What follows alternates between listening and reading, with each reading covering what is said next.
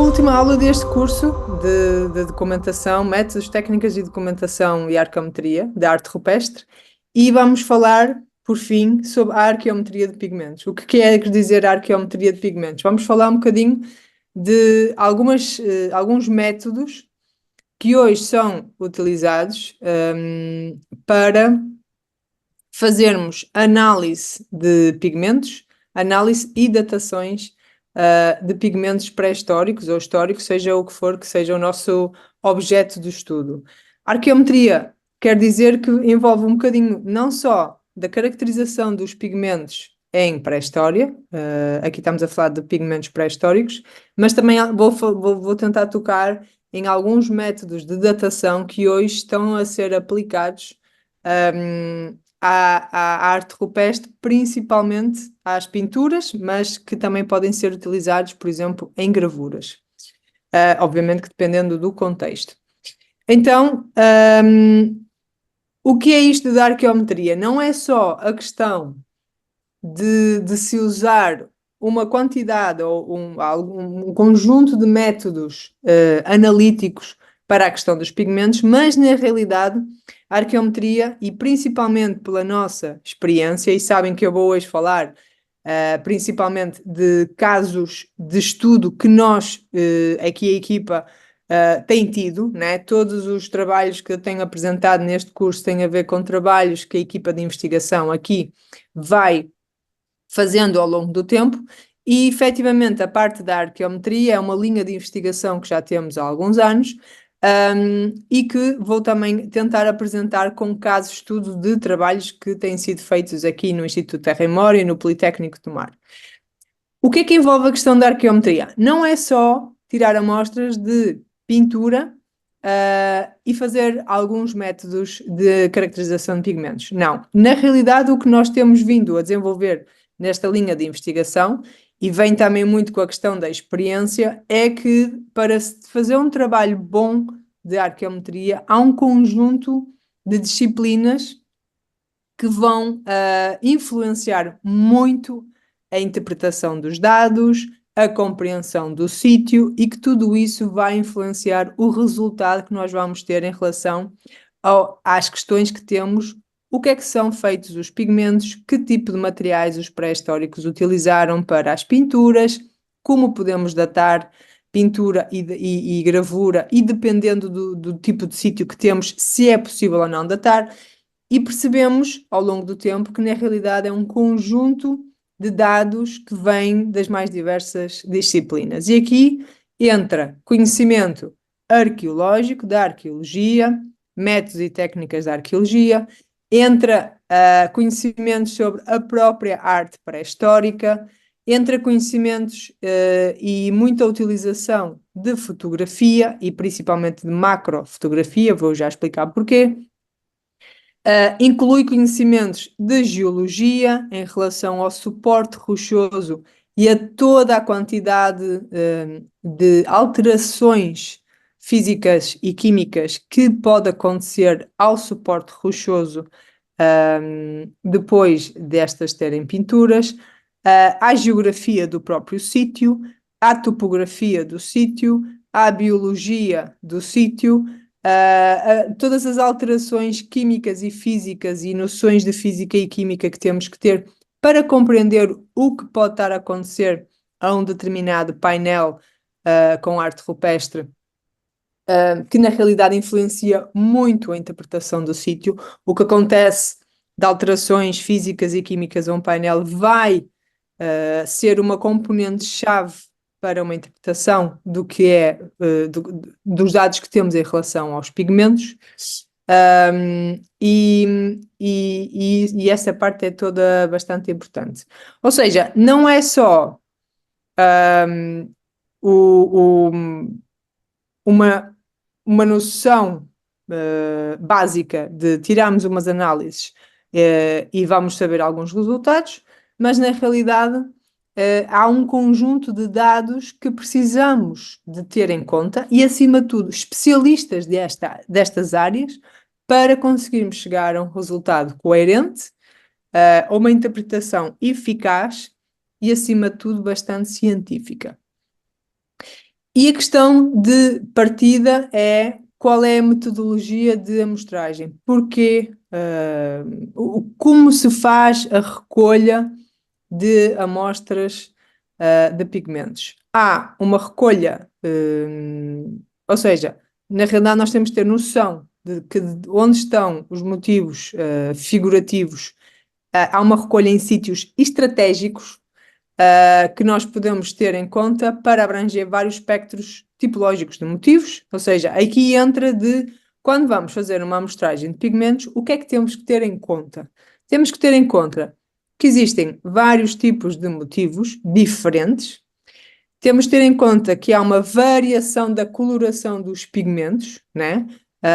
Por exemplo, nós sabemos que os vermelhos, ao longo do tempo e dependendo ou da erosão ou de alterações físicas e químicas, ou até da própria receita do pigmento em si, podem adquirir diferentes tonalidades ao longo do tempo.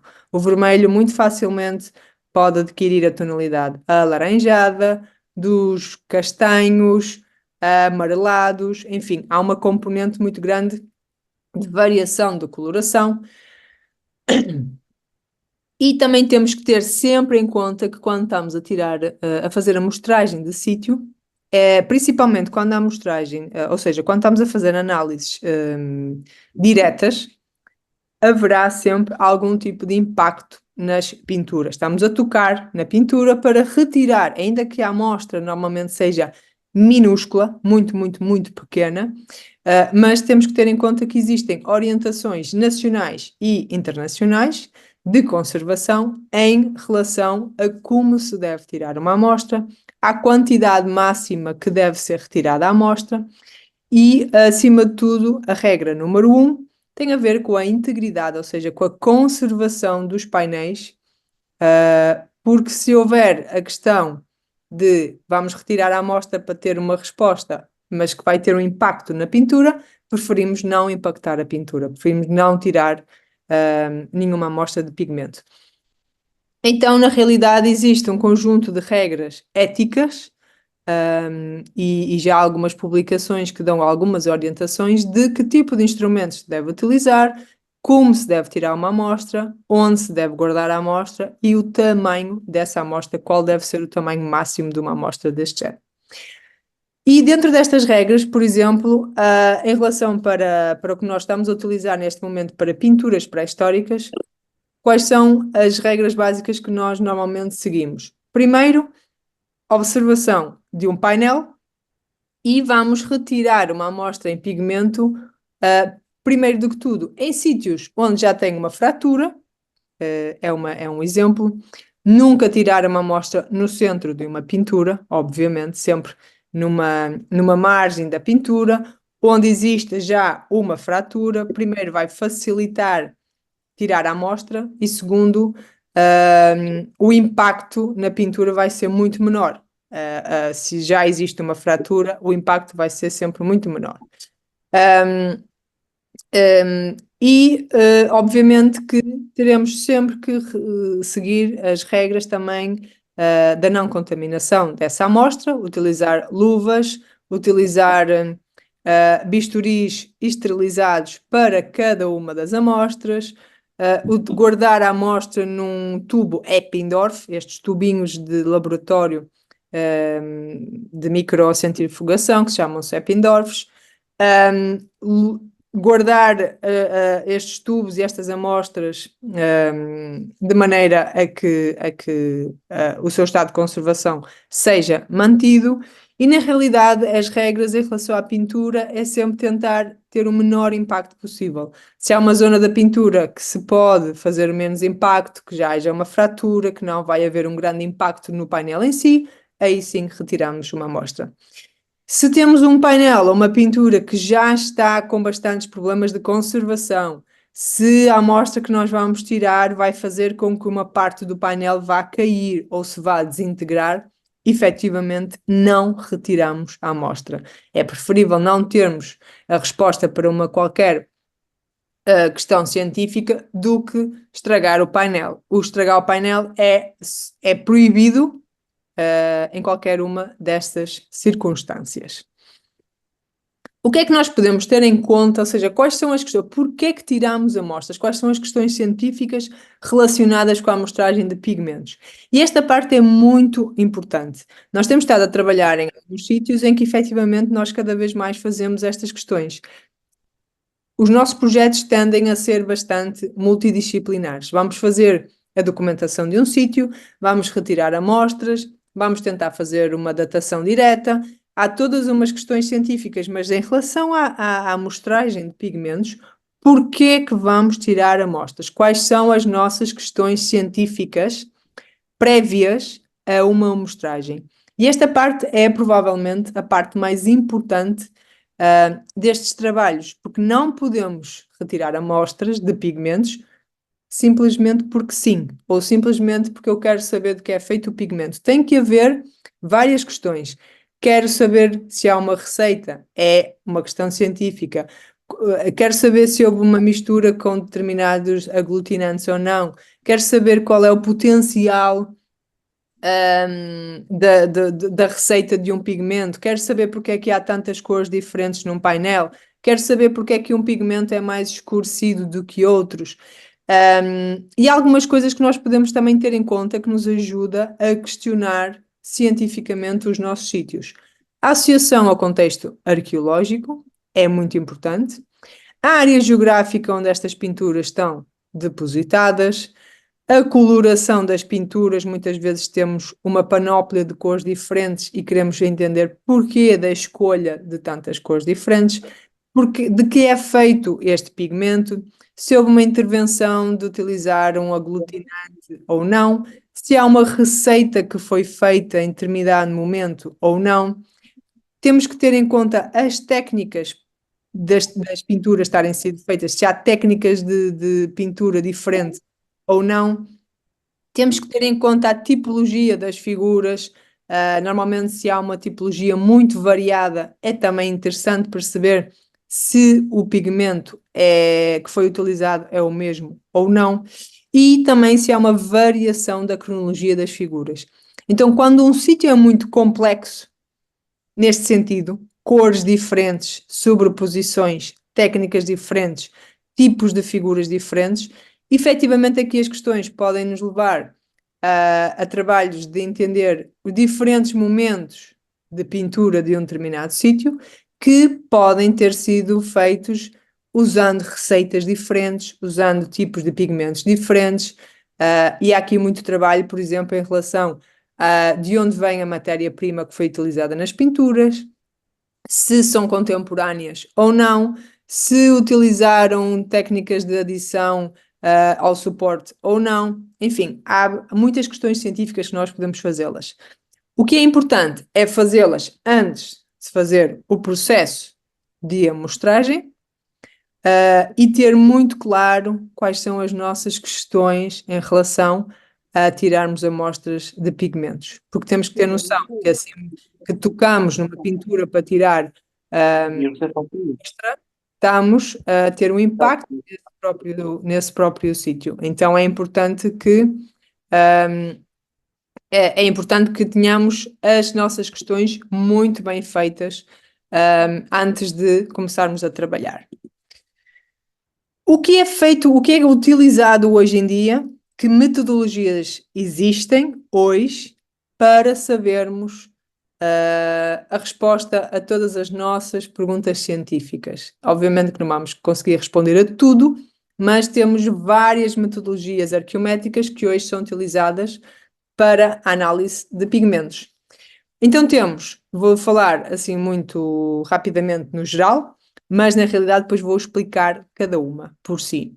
Temos a microscopia óptica estereoscópica, temos a espectroscopia Raman, e aqui em cima já podem ver algumas fotografias de algum desse equipamento utilizado em laboratório. Temos a microfluorescência de raio-x, normalmente chamamos o XRF, abreviado. Temos o SEM, que é uma sigla para espectroscopia eletrónica de varrimento. Temos a cromatografia gasosa. Temos a análise microestratigráfica. E temos a espectroscopia de infravermelhos com transformada de Fourier, que normalmente é conhecido como o FTIR. E isto são algumas das metodologias, não todas no mundo inteiro, mas são algumas das metodologias que estão hoje disponíveis para a caracterização de pigmentos pré-históricos. E nos nossos trabalhos nos últimos anos temos utilizado todas estas metodologias de maneira mais ou menos recorrente e eu vou passar a explicar para que serve cada uma delas. Ora bem, peço desculpa. Esta é uma das imagens sobre o microscópio óptico de uma amostra de pigmento. E na realidade nós conseguimos efetivamente, com o microscópio, conseguimos ver coisas que a olho nu seria impossível. Para que serve esta questão da estratigrafia microscópica? É muito importante porque vai nos dar a entender, acima de tudo, como o que nós devemos esperar de uma amostra. Quando olhamos para um pigmento numa parede, parece que o pigmento está ali muito fácil de retirar. O que nós muitas vezes não temos noção é que depois de alguém pintar uma rocha, um painel, na realidade, durante milhares de anos, o que acontece é um conjunto de ações naturais ou antrópicas que vão se depositar por cima destas pinturas, e que muitas vezes vão ter impacto depois na sua própria conservação. Então, aquilo que a olho nu parece simplesmente uma linha pintada, nós depois conseguimos perceber que há muita coisa que se passa nesta pequena amostra que nós tiramos. Isto é um corte estatigráfico de uma amostra, obviamente estamos a falar a níveis microscópicos, mas este pedaço de amostra, o que é que nos faz mostrar? O substrato da própria rocha, uma concreção, ou seja, processos de alteração químicos que acontecem depois e que são depositados em cima do substrato. Temos aqui uma linha vermelha que corresponde onde está o nosso pigmento e temos uma acreção. A acreção quer dizer que algo foi adicionado naturalmente ou antropicamente depois ao painel, neste caso é carvão, que eu penso, se não me engano, tinha a ver com ter havido incêndios na zona e tínhamos restos de carvão no próprio painel, derivado desses restos de incêndio. O que é interessante, poderia parecer que estes restos de carvão na realidade faziam parte da pintura e que se poderiam datar, por exemplo, mas na realidade não. É daí termos uma noção muito grande de vários aspectos em relação a estas amostras, como a geologia, como a alterações físico-químicas, vários aspectos deste género. Porquê? Para entendermos o que é efetivamente o pigmento e o que são alterações químicas ou físicas que vão acontecendo ao longo do tempo e que nos podem induzir em erro se não tivermos em conta que estas alterações podem acontecer.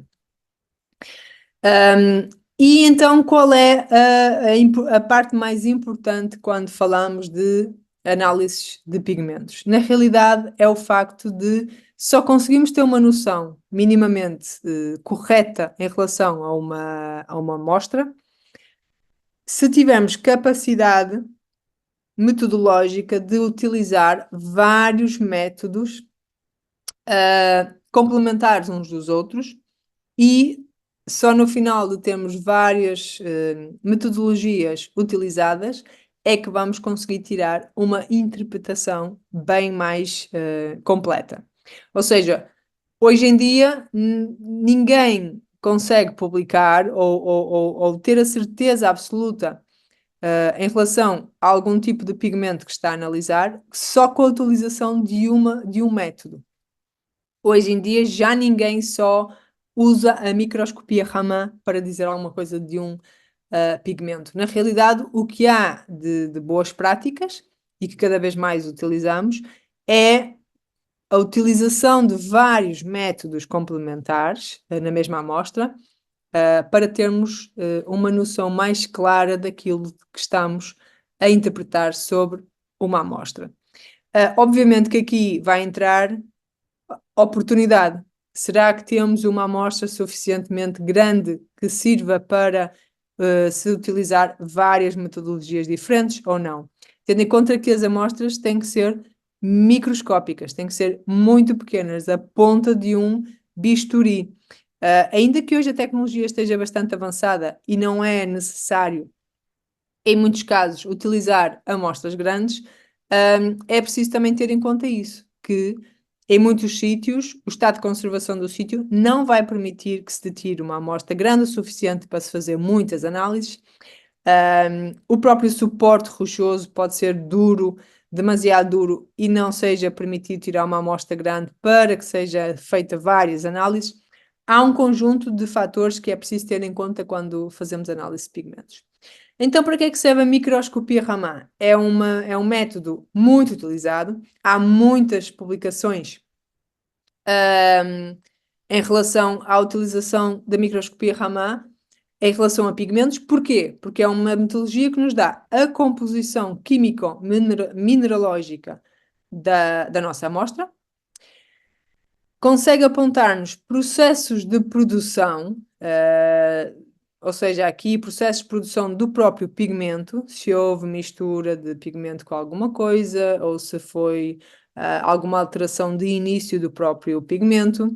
Consegue-nos apontar reações químicas subsequentes, se houve mudança no próprio pigmento depois de ter sido misturado com outra coisa, por exemplo, e consegue-nos apontar alguns processos de degradação do próprio pigmento. Então, a microscopia Raman, na realidade, é um método muito completo, daí ser a base de muitos estudos arqueométricos de pigmentos, mas não consegue apontar normalmente, ou não é utilizado para se apontar se há a utilização de pigmentos orgânicos, por exemplo. Na realidade, o Raman depende das antenas que se está a utilizar enfim, na máquina, no instrumento, mas normalmente o Raman é feito para o que está aqui neste slide. Depois temos a espectroscopia de fluorescência de raio-x, ou XRF. E o XRF pode ser utilizado como instrumento em laboratório ou como instrumento móvel. Existem XRFs móveis, então, onde não é necessária tirar uma amostra de um painel, mas sim utilizar ou esta pistola aqui em baixo que vocês veem, ou um instrumento um bocadinho mais complexo, mas diretamente no painel, sem que haja uma retiragem de uma amostra física. Depende do resultado, né? Depende também enfim, se se está disponível para os investigadores este instrumento móvel, mas o que o XRF pode fazer é uma análise multi-elementar não destrutiva, no caso de ser, enfim, ou seja, a amostra mantém-se, mesmo que retiremos uma amostra e fazemos uma análise do XRF, a amostra não se perde, porque depois também há essa componente dependendo da metodologia que estamos a utilizar, se a amostra se perde ou não, mas não identifica materiais orgânicos. Dá-nos uma análise multielementar, ou seja, todos os elementos que estão a ser feitos nessa amostra, mas não nos identifica materiais orgânicos. Temos depois a microscopia eletrónica de varrimento, uma sigla para. A sigla é o SEM, e basicamente dá-nos uma observação morfológica de materiais orgânicos e inorgânicos. Ou seja, não nos diz o que é, mas dá-nos uma observação da forma dos elementos que temos na nossa amostra. E normalmente é um método bastante importante. Porquê? Porque através desta observação da forma, da morfologia do pigmento em si, nós conseguimos entender, por exemplo, muitas vezes algum processo de manufatura do próprio pigmento. Se foi esmagado, se foi, enfim, se foi esmagado, se foi queimado, se foi rompido, se, enfim, qualquer coisa, qualquer manipulação do próprio mineral, o que é que pode ser, que tipo de processo pode ter acontecido na manufatura do pigmento. Então é bastante importante esta observação morfológica porque dá-nos uma imagem já mais correta do próprio pigmento em si. E que nos pode levar a processos de manufatura do próprio pigmento. Gás cromatografia. Ora bem, a gás cromatografia é uma metodologia muito interessante que, na realidade, consegue identificar compostos orgânicos. E o que é um composto orgânico? Muitas vezes parte do princípio que ou seja, os minerais que são utilizados para se fazer pigmentos, estamos a falar de minerais, óxido de ferro para os vermelhos, hidróxido de ferro para os amarelos, exemplos deste género. Muitas vezes imaginamos nós, e efetivamente já foi encontrado em alguns estudos, o uso de aglutinantes, ou seja, qualquer material orgânico que é adicionado a estes minerais inorgânicos e que vão servir para fazer este pigmento mais ou menos mais consistente. E estamos ainda a tentar perceber se efetivamente tem algum impacto na sua conservação ou não. Identificar a parte orgânica dos pigmentos normalmente é extremamente difícil. Não há muita metodologia que permita saber o que é orgânico ou não, mas a gás cromatografia é uma dessas metodologias, juntamente com o FETIR, que eu vou falar um bocadinho mais à frente. E se estiverem interessados, deixo-vos aqui a capa de um artigo que foi publicado pela nossa equipa sobre uns pigmentos de uma gruta em Inglaterra, onde a gás cromatografia foi utilizada para efetivamente identificar-se orgânicos nos pigmentos desta gruta. O FETIR é uma metodologia que nós temos estado a utilizar bastante no Instituto Politécnico de Tomar nos últimos anos. Na realidade, é um instrumento bastante simples, como podem ver, ao contrário do SEM e do Raman, que vocês viram que são máquinas um bocadinho mais complexas, mas o FETIR tem uma vantagem muito grande porque dá-nos a composição elementar, tem um aumento da sensibilidade da análise e consegue detectar substâncias orgânicas. Então, é uma metodologia bastante completa e que ainda por cima consegue apontar para a existência de substâncias orgânicas, caso elas existam.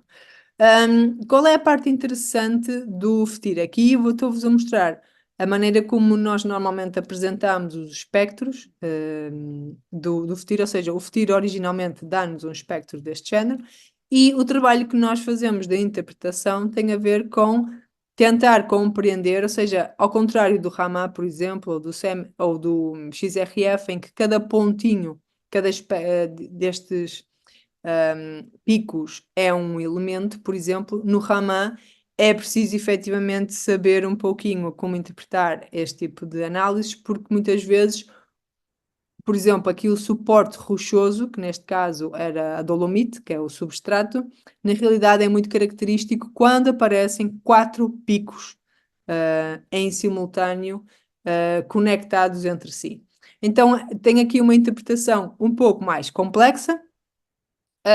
Obviamente que é preciso que os especialistas que também estejam na equipa saibam fazer esta interpretação, saibam fazer este trabalho de interpretar a questão dos picos e de saber o que é que em cada bando do espectro aparece, enfim, os picos diferentes do pigmento, mas é preciso também perceber o que é o substrato e o que é o pigmento. E esta parte é muito, muito importante. Porque muitas vezes pode ser confundido, porque obviamente a amostra vem como um todo, quando retiramos alguma coisa de um painel, vem restos do substrato, do pigmento, de coisas que foram sendo adicionadas naturalmente ou por animais por cima do painel, as alterações físicas e químicas naturais, a erosão ao longo do tempo, e é preciso perceber o que é que cada um destes espectros nos diz e interpretá-lo bem. Aqui tivemos um trabalho em relação à questão do FETIR. Quando nós começamos a trabalhar com FETIR, qual era um dos problemas com que nos deparamos? Deparamos com uma falta de base de dados. Muitas destas metodologias trabalham com bases de dados mais ou menos completas, em que os espectros são comparados nesta base de dados e que mais facilmente são interpretados, não é? Na caso do FETIR, quando começamos a trabalhar com este método, faltava-nos uma base de dados referente à pré-história, referente, ou seja, havia uma base de dados muito grande referente a trabalhos de conservação e restauro de obras históricas, por exemplo, mas faltava, na realidade, uma base de dados em relação a pigmentos pré-históricos. Então, uma hipótese de trabalho com que nós começámos a trabalhar, efetivamente há de ser um trabalho ao longo do tempo, que era montar a nossa própria base de dados. Utilizar matéria-prima original, óxidos de ferro, hidróxidos de ferro, uma variedade de misturas, por exemplo, e termos os espectros base como comparação. Então fizemos algum trabalho, levantamento de coisas que faziam sentido e de coisas que eram mitos também dentro da arte rupestre, por exemplo, a questão da utilização do ovo ou a utilização do sangue para pintar, que na realidade não, dificilmente se encontra, ou não se encontra muitas vezes este tipo de materiais nas análises, né? Acaba por ser um pouco mais de imaginação ou ideias que vão sendo desenvolvidas ao longo do tempo, mas na realidade, depois, quando começamos a analisar, não as encontramos.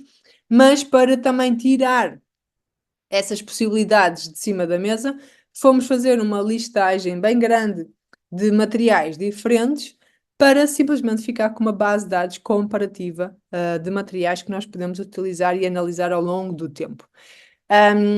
Se estiverem interessados neste trabalho e perceber como é que nós poderíamos montar aqui esta base de dados, deixo-vos a capa deste artigo, que foi já publicado há alguns anos, mas que efetivamente foi o início de um trabalho que nós esperemos continuar a fazer, para termos uma base de dados comparativa para as nossas amostras reais. E aqui mostro-vos um bocadinho, efetivamente, com aquilo que nós trabalhamos. Trabalhamos não só com os espectros em si, mas na realidade temos que sempre comparar e utilizar quando uma amostra nos pode ser o suficiente para utilizar em diferentes métodos diferentes, são sempre informação complementar. E aqui estou-vos a dar o exemplo de 3 amostras que foram passadas em 3 instrumentos diferentes, 3 métodos diferentes. O XRF primeiro, o Raman, espectroscopia Raman no segundo e o FTIR no terceiro. Então, veem que cada um destes métodos enfim, produz um espectro, né? Uma amostra de espectro, um espectro diferente, com coisas diferentes, como viram que cada um destes instrumentos aponta para características diferentes da amostra, mas que é importante para a interpretação final do que é que cada um vai ser. E essa é a parte realmente mais complexa e importante deste trabalho. Como eu estava a dizer, em relação aos pigmentos inorgânicos, já há muito trabalho e muitas publicações desenvolvidas no caso dos pigmentos inorgânicos, né? Nos pigmentos, nos minerais, o que é o vermelho, o que é o amarelo, o que é o preto, se é inorgânico ou orgânico. O que não está ainda muito bem identificado ou caracterizado é o uso de aglutinantes orgânicos, ou seja, há alguns casos, e se vocês procurarem na bibliografia, e mesmo nós já conseguimos identificar orgânicos, materiais orgânicos misturados nos pigmentos pré-históricos. No entanto, é uma tarefa extremamente difícil devido, ao envelhecimento e à qualidade das amostras, claro, ao tipo de material utilizado para as amostras e como estas amostras, como estes painéis estão a reagir à degradação natural do painel e principalmente caso haja, por exemplo, exemplos de vandalismo ou de incêndios ou outras coisas que vão adicionar ainda mais degradação a um painel de arte rupestre. Por serem de origem orgânica, normalmente, mesmo que sejam identificados, o que é que se identifica na realidade é se é orgânico ou não. É difícil de identificar e apenas algumas técnicas, como vocês viram, é que são otimizadas para a sua identificação e caracterização. Obviamente, que também, como eu já disse, todas estas análises devem ser complementadas com outras técnicas. Ou seja, nunca utilizar apenas uma técnica para identificar um orgânico numa amostra, mas na realidade é preciso, e o ideal seria passar uma amostra só em várias técnicas diferentes para se ter a certeza daquilo que nós temos. Aqui, alguns exemplos de um trabalho que nós fizemos em alguns abrigos em Espanha, aqui o Bencarença de La Serena, onde tínhamos acesso a 3 diferentes abrigos, como podem ver aqui em baixo. O Bencarença de La Serena temos a Cueva Grande, Média e Pequena, onde tivemos acesso a uma panóplia muito grande de tipos de pigmentos diferentes. Primeiro, cores diferentes, vermelhos, brancos, pretos, em sítios diferentes, com níveis de degradação diferentes, uns mais, enfim, protegidos dentro de um abrigo, outros mais ao ar livre. Havia uma diferença muito grande, de técnicas, de cores, de maneira de se pôr, enfim, de se mostrar a arte rupestre nestes sítios, e foi uma oportunidade incrível para se utilizar métodos diferentes, obviamente, e tirarmos algumas amostras também bastante interessantes. Nestas amostras, o que é que nos salta à vista? Utilizamos metodologias diferentes, por exemplo, micro-Raman e ATR-FETIR, e obviamente que o ATR-FETIR aqui foi uma grande ajuda para nós percebermos que em algumas dessas amostras, efetivamente conseguimos identificar a utilização de orgânicos dentro da receita do próprio pigmento. É bastante interessante, num sítio só, termos aqui a identificação de alguns orgânicos em três amostras diferentes, mas que foi necessário termos a identificação ou a caracterização destes pigmentos juntamente com a microscopia Raman para conseguirmos interpretar devidamente o que era o pigmento, ou seja, o que é que misturaram mineral com o componente de orgânico, ok? Este trabalho também está publicado, podem acedê-lo livremente na internet. E uma parte muito interessante foi que estas pinturas em preto que vocês estão a ver aqui em cima, o painel original e em baixo o painel do Stretch, reparem que tem marcas de dedos polegares em preto. Nós percebemos com a análise inicial que foram feitas com carvão, o que efetivamente nos deu muita esperança, no sentido em que seria uma oportunidade única de tentarmos uma datação direta sobre estas pinturas, porque em Portugal e Espanha, na Península Ibérica, ainda não havia nenhuma datação direta sobre a arte esquemática. Então, efetivamente, percebemos que aqui seria uma ótima oportunidade de fazer uma datação direta.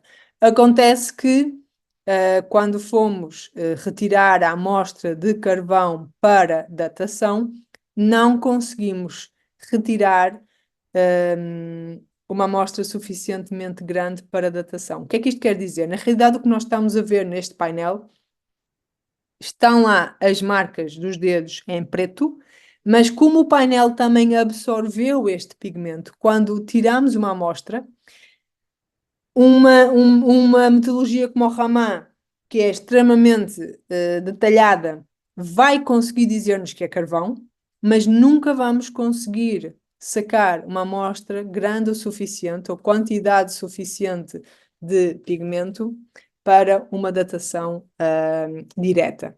Então, na realidade, não conseguimos datar. Houve uma tentativa de datação, o laboratório literalmente disse-nos não há quantidade de material suficiente para conseguirmos datar estas amostras. Nós sabemos que é carvão, mas a quantidade de amostra que seria necessário não é possível, por uma questão de conservação também, retirarmos do painel.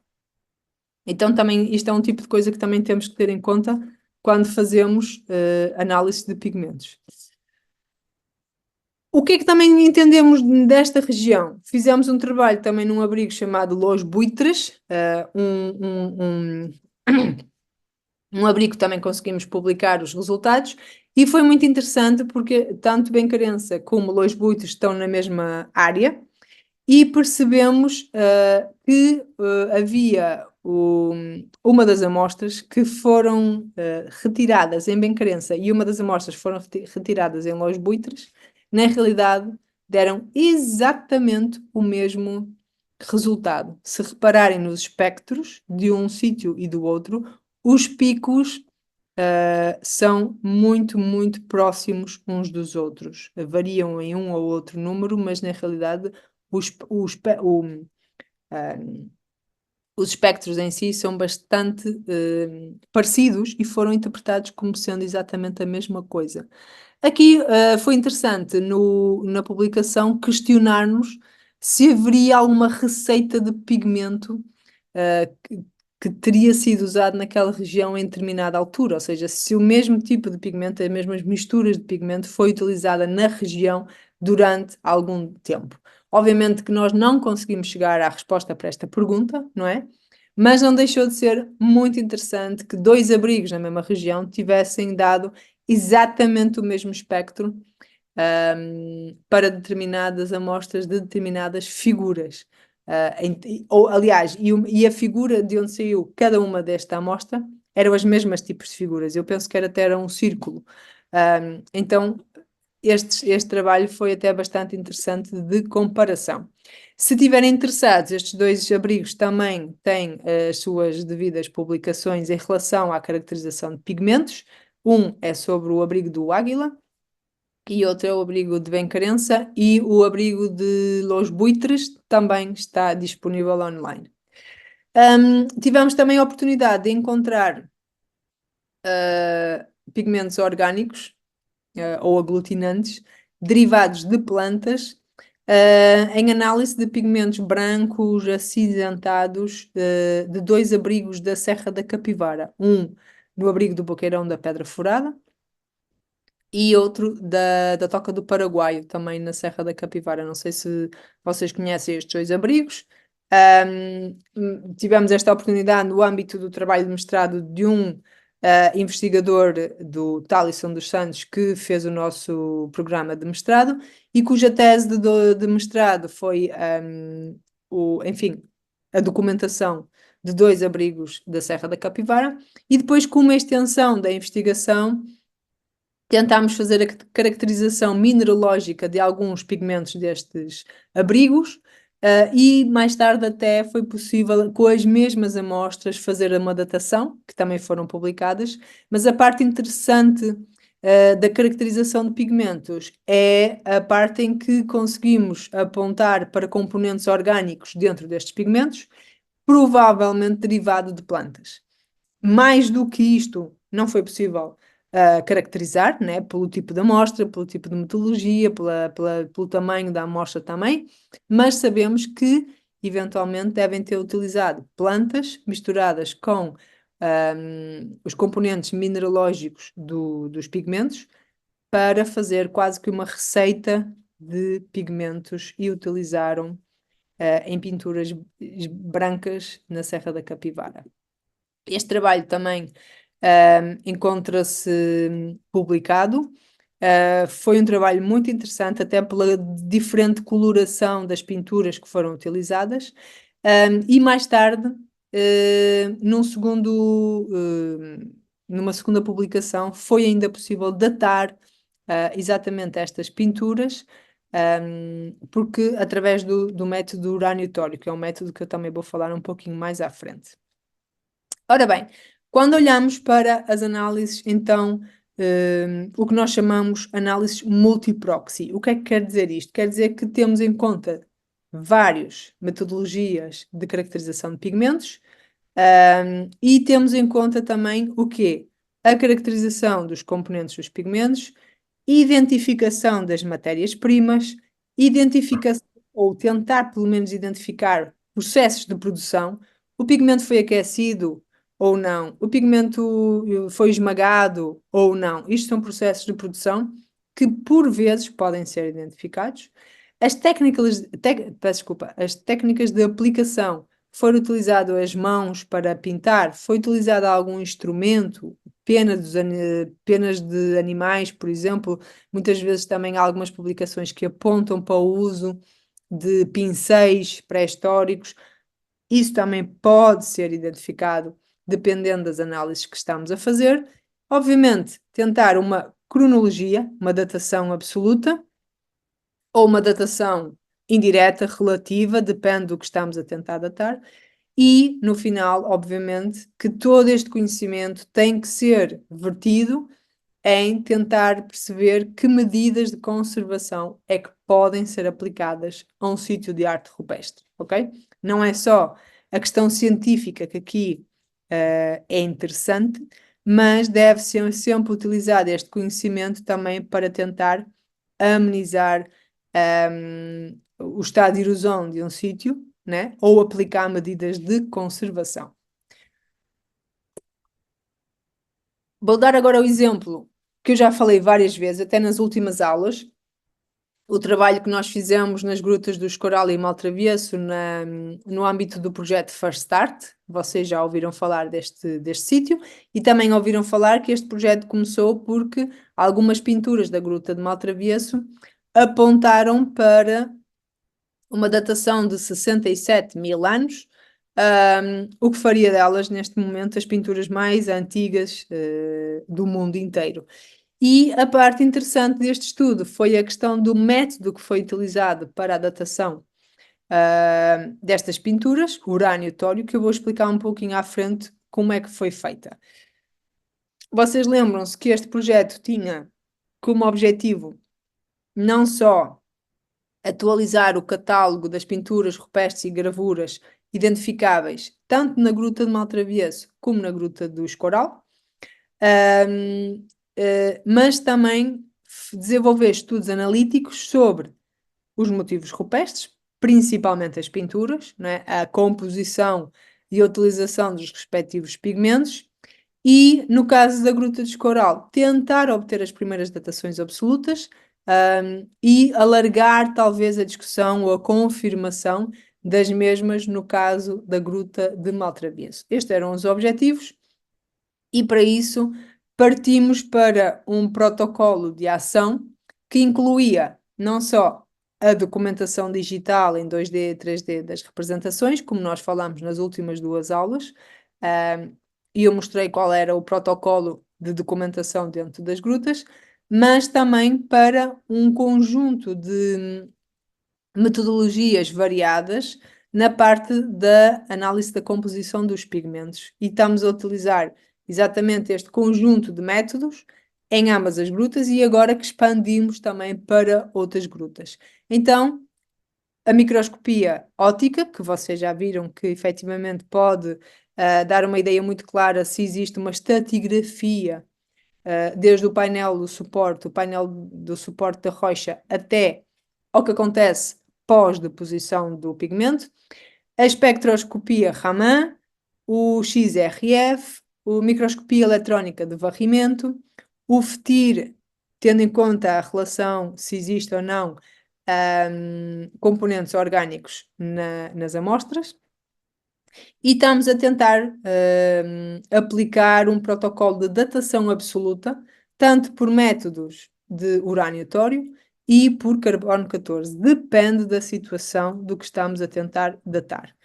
Uma parte interessante e completamente nova que também estamos a tentar implementar é tentar identificar pela primeira vez no mundo se existe a presença de ADN humano antigo nos pigmentos.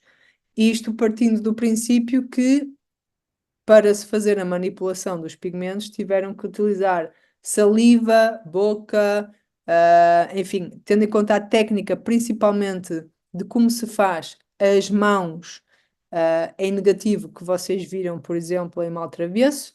É uma questão que nós estamos a tentar lidar agora, é tentar ou não determinar a presença de ADN humano antigo nos pigmentos. A questão do urânio-tório, como é que funciona o urânio-tório? Na realidade, o que nós estamos a tentar datar, eu deixo-vos aqui uma explicação que saiu no artigo original, em que foram publicadas as datações para a Gruta de Maltravesso, a Gruta de Ardales e a Gruta de La Paciega. Foram as três grutas que saíram com datações muito antigas quando se utilizou este método.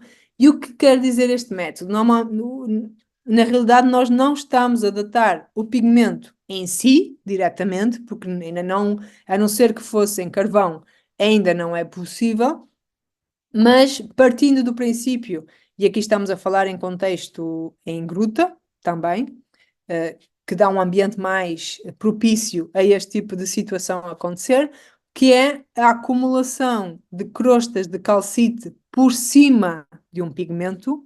Na realidade, se tivermos a crosta de calcite, vejam aqui a zona D do desenho. O amarelo inicial é crosta de calcite, né? Formação que se forma com água dentro de uma gruta. O pigmento é depositado por cima dessa calcite e nasce novas crostas de calcite ao longo do tempo por cima deste pigmento. Em contexto de gruta, isto é extremamente recorrente, né? Temos crostas de calcite que ao longo de milhares de anos foram sendo formadas por cima do pigmento. O que é possível datar com o método do urânio-tório é, efetivamente, as crostas de calcite. Quando temos sorte de termos quase com um sanduíche, né? Uma crosta, o pigmento está no meio e temos outra crosta, conseguimos uma ideia mais clara da idade máxima com a idade mínima e o pigmento sabemos que estará ali no meio destas duas cronologias.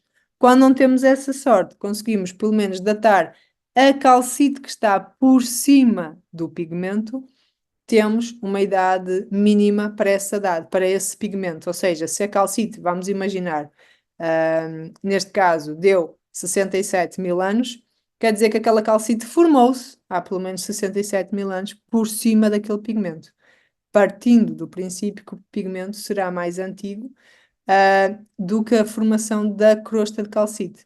Não sabemos quão mais antigo. Não sabemos se a calcite começou-se a formar logo de seguida ou se demorou algum tempo. Este é um método relativamente novo aplicado à arte rupestre, não é novo por si, já é utilizado, penso que desde os anos 50, em outros contextos, mas aplicado à arte rupestre não é efetivamente muito antigo, começou a ser um bocadinho mais desenvolvido, desde há 10, 12 anos, mais ou menos, e no projeto de Fast Start temos então estado a tentar utilizar este método para tentar uma datação mínima para determinados painéis. Temos utilizado então o urânio-tório, aqui o exemplo da Gruta do Escoral, onde utilizamos tanto em pintura como em gravura. Aqui o exemplo da gravura é muito interessante, porquê? Porque a crosta de calcite também se pode formar por cima de gravuras. Então, na realidade, a lógica é a mesma. Estamos a datar a crosta de calcite, que nos dará uma idade mínima para as gravuras que estarão por baixo.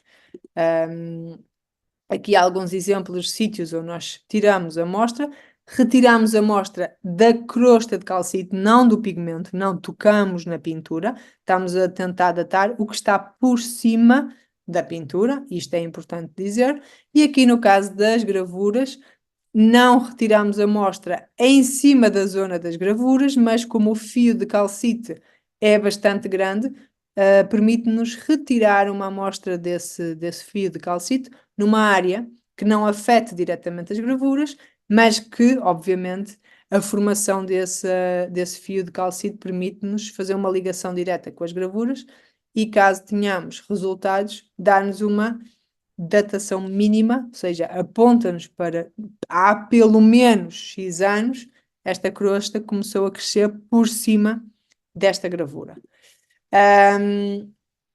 Bem, além de que, obviamente, o carbono 14 continua a ser também um método de datação, principalmente em relação à questão dos carvões. Aqui a questão do urânio-tório tem-se pautado muito pela antiguidade, porque o carbono 14 continua a ter um limite, eu penso que neste momento está à volta dos 45 mil anos, enquanto que o urânio-tório não tem esse limite, consegue apontar para datações mais antigas, que foi o caso das datas de Maltravesso, Lapaciega e Ardalis, que apontaram datações entre 60 e 67 mil, ou seja, aqui claramente o carbono 14 não seria tão eficaz porque já estaria fora do seu espectro máximo onde consegue apontar para uma datação. O que é importante também termos em conta? E nós temos estado a desenvolver isso nas duas grutas com que temos estado a trabalhar. Além de todo o trabalho de caracterização dos componentes dos pigmentos, da identificação da matéria-prima, dos processos de produção, das técnicas de aplicação e de tentativa de datarmos, sabermos há quanto tempo, quanto tempo têm estas pinturas e gravuras, é muito importante aplicar medidas de conservação. E em gruta isto torna-se cada vez mais importante, porque temos a noção e sabemos que são ambientes bastante frágeis, do ponto de vista da conservação, e acima de tudo que o impacto humano é muito grande em gruta. Então, obviamente que todo este conhecimento que nós fomos tendo ao longo do trabalho de aplicação destes métodos de análise, transmitem-se depois para que tipo de medidas de conservação nós podemos adotar dentro deste contexto. No caso das grutas, foi implementado um sistema de medição de alterações do meio ambiente, ou seja, conseguimos perceber qual o meio ambiente ou medir tudo que possa afetar naturalmente uma gruta, né? Temperatura, umidade, variações de temperatura também, mas acima de tudo também o impacto que as visitas nestas grutas, o impacto do ser humano tem nestas grutas. E é muito interessante perceber que basta um grupo pequeno de pessoas estarem pouco tempo dentro de uma gruta, que a temperatura e a umidade e outros fatores ambientais mudam drasticamente com a presença das pessoas. E muitas vezes é esta a presença, é este impacto do ser humano que influencia a conservação de um sítio de arte rupestre. Então, neste caso, todo este conhecimento do que é que são feitos os pigmentos tem que se verter mais tarde ou mais cedo para, na realidade, como podemos criar aqui medidas de conservação mais fortes, tendo em conta que sabemos agora de que é que são feitos os pigmentos e como é que nós poderemos adotar medidas mais estratégicas para a sua conservação. Então é importante saber que tudo isto tem que ser transformado em quase como um manual de boas práticas depois para a conservação do próprio sítio. No geral, de trabalho de arqueometria, era isto que eu vos queria mostrar. É um pouco do trabalho resumido que temos estado a fazer na linha de investigação de análise de pigmentos e de datações. Temos estado a tentar expandir um pouco em alguns sítios com a questão de uma tentativa de identificar ADN ou não em pinturas antigas, mas obviamente que é um trabalho que dura anos, neste caso. Temos estado a apontar tanto para a arte esquemática como mais recentemente para a arte paleolítica. Cada tipo de arte tem as suas questões, tem os seus contextos diferentes, tem os seus problemas de conservação diferentes. Mas a conjugação de diferentes métodos também já nos fez perceber que é a melhor prática, para tentarmos termos os melhores resultados, mas acima de tudo uma melhor noção de como conservar estes sítios. E pronto, esta acaba por ser esta última aula, ter um bocadinho noção da possibilidade de caracterização de pigmentos que hoje se faz um pouco por todo o mundo. E aproveitando aqui também que temos a presença do meu colega Hugo Gomes, que na realidade é o especialista da arqueometria de pigmentos. Por isso, se alguém tiver alguma pergunta muito difícil, provavelmente é ele que responde se eu não souber. Mas podem fazer perguntas. Obrigado, Sara, pela tua aula. Duas perguntinhas só. Quando tu fala do sítio Benquense ali, ah, não houve sondagens para fazer datação de carbono ou de alguma coisa, termoluminescência, no sítio, independente da pintura? Fizemos em alguns sítios, na realidade foi dentro de um projeto que abarcou não só a documentação dos abrigos, mas a análise de pigmentos e sondagens arqueológicas. E neste caso, nas sondagens, não tivemos, do que eu me lembro, não tivemos materiais associados aos sítios, nem grande potencialidade de estratigrafia. Normalmente os abrigos ali tinha a ver com arte esquemática, são abrigos com pouco ou nada de potencial estratigráfico. Normalmente é difícil encontrarmos material associado. Penso que só ali no abrigo da Caldeirita, há alguns anos, é que conseguimos encontrar algumas peças líticas associadas aos sítios, mas normalmente a arte esquemática ao ar livre não nos dá grande potencial de análise em contexto arqueológico. O que nós estamos a E tentar. outra pergunta, Oi, fala. perdão, a distância entre Los Buitres e o Benquerência qual é? Era algumas centenas de metros. Então pode ter sido a mesma pessoa que pegou o mesmo pigmento e Era pintou assim, nos dois lugares. era assim na mesma área, não me lembro bem, mas era na mesma área, Bencarença estava exatamente na mesma área ali de Lois Botos. É uma zona com muitos abrigos pintados de arte esquemática. Era uma zona também já muito conhecida desde os trabalhos do Braille, no início do século XX. Essa foi a nossa questão, né? A questão depois até na publicação de Lois Botos é, será que efetivamente há aqui algum tipo de receita de pigmento que pudesse estar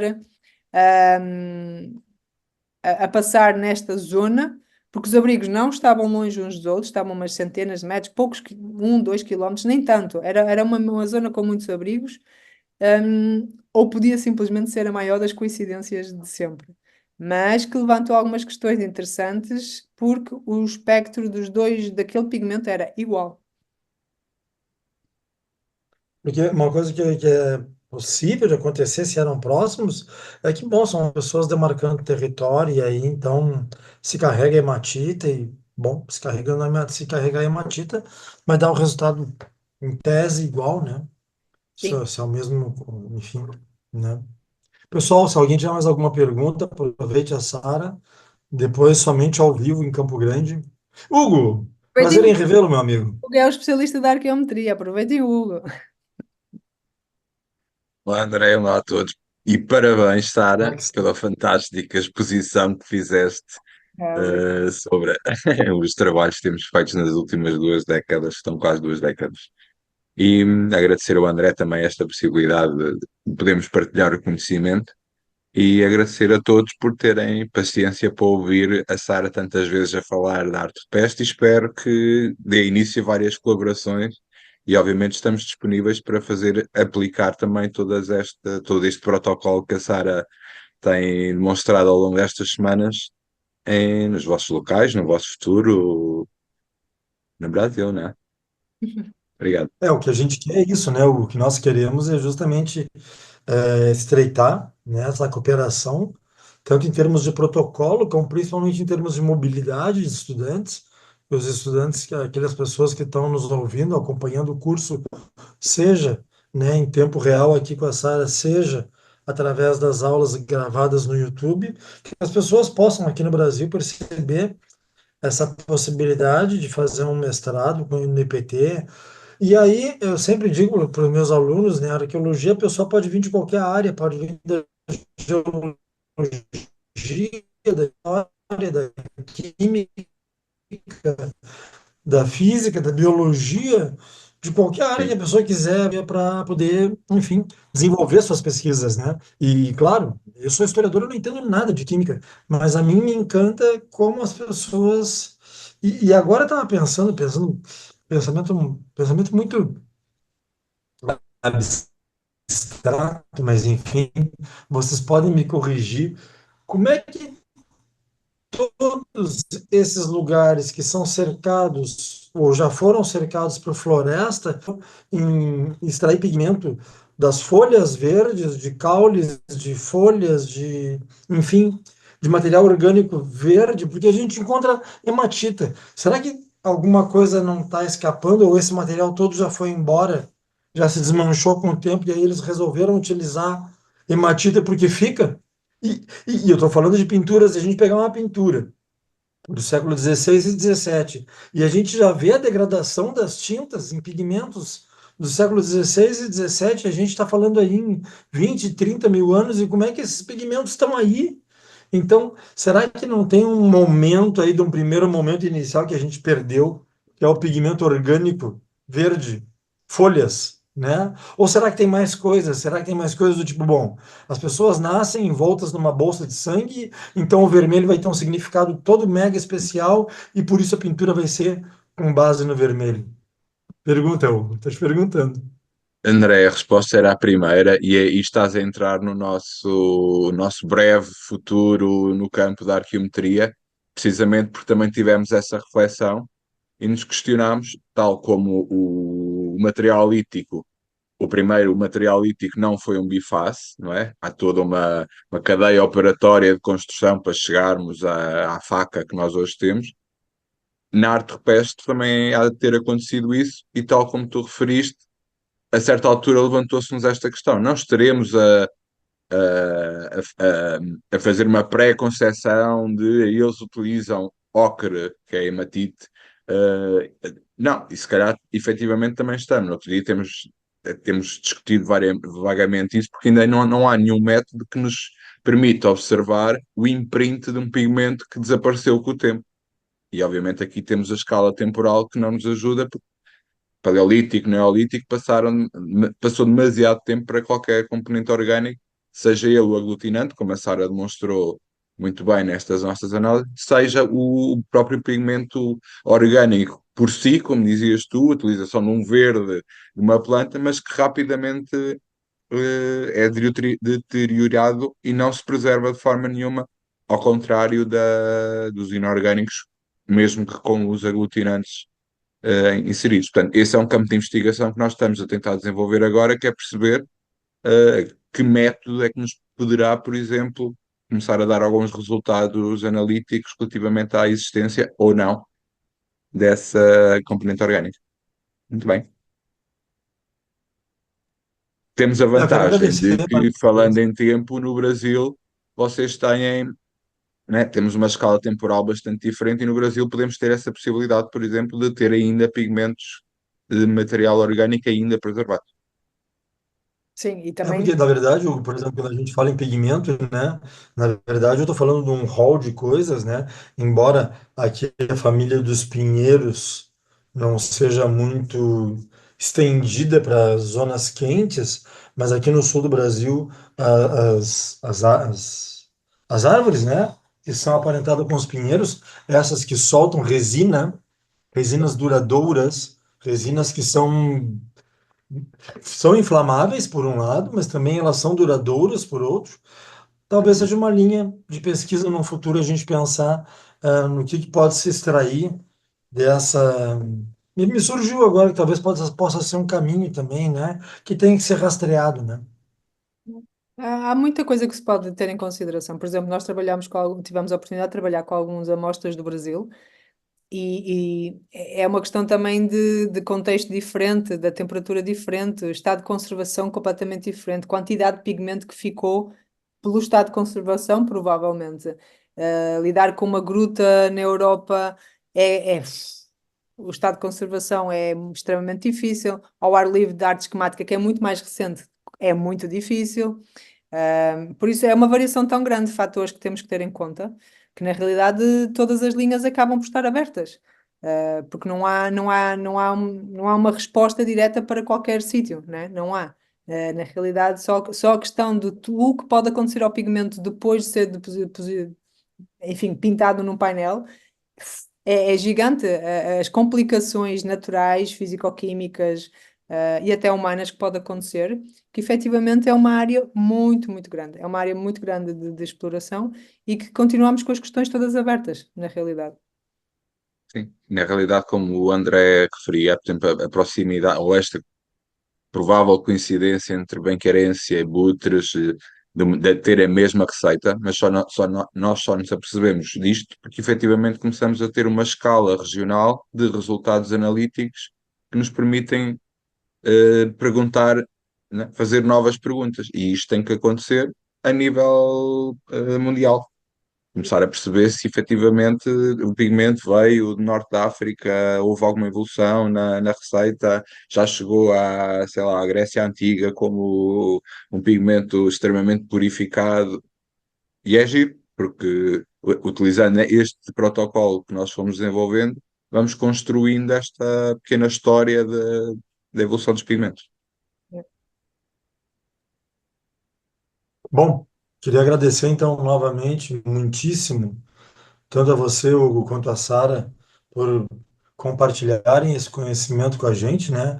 Por permitirem viabilizarem, né, esse curso que, embora o pós-pandemia nos tenha ensinado a viver remotamente, claro que a gente está se utilizando dessas armas agora para poder fazer esse compartilhamento do conhecimento. Mas, claro, novembro está aí, a Sara vem, e depois eu espero que você, Hugo, também possa vir brevemente para o Mato Grosso do Sul, né, para nos acompanhar nos projetos, nas pesquisas e tal, né? Vai ser muito interessante fazer esse diálogo geológico para a arqueologia, né? Desde o ponto de vista das grutas e da arte rupestre. E eu quero agradecer também aos alunos, as pessoas que estão aqui, né, participando junto com a gente, que acompanharam todo esse processo ao longo dessas várias semanas, né? Porque, afinal de contas, o conhecimento só faz sentido se ele pode ser compartilhado e se tem novas gerações para dar seguimento à pesquisa, novas gerações aí dispostas a continuar o nosso trabalho, assim como nós mesmos estamos continuando trabalhos de outros que nos antecederam. Quero agradecer então a todos vocês, agradecer em nome da Universidade Federal de Santa Maria, em nome da Universidade Federal do Mato Grosso do Sul, do programa Trilha Rupestre, e aguardar que vocês possam estar aí juntos, presentes no dia 18 a 22 de novembro, quando a gente vai fazer uma parte presencial com a Sara e outros colegas em Campo Grande e também em Alcinópolis, no Mato Grosso do Sul. Muito André, obrigado a todos vocês, muito obrigado. oi, André. Olha o Cristiano, sim. Oi, Oi, boa tarde. Desculpa, estou sem a câmera aqui. Ela e o computador resolveram não ficar em sincronia hoje, né? Mas quero agradecer pela oportunidade de fazer o curso, agradecer ao André, especialmente a Sara aí por nos repassar todo o conhecimento, compartilhar. Felizmente, só perdi uma aula devido a problemas climáticos e a nossa internet brasileira, que é uma maravilha, né? Tá? Mas foi extremamente importante porque na minha graduação como arqueólogo nós não tivemos base de arte rupestre, né? Então eu sempre procuro aquilo que falta na graduação a gente ir completando com eventos como o que vocês puderam promover aqui para nós. Então fica o meu agradecimento. Infelizmente não vou poder estar no Mato Grosso devido a questões profissionais, trabalho, mas agradeço de coração aí pela disponibilidade por esse curso que foi tão legal para mim, que aprendi muita coisa aí, tá? Tudo de bom para vocês. Obrigada, Cristiano. Obrigada, André, também, primeiro pelo convite.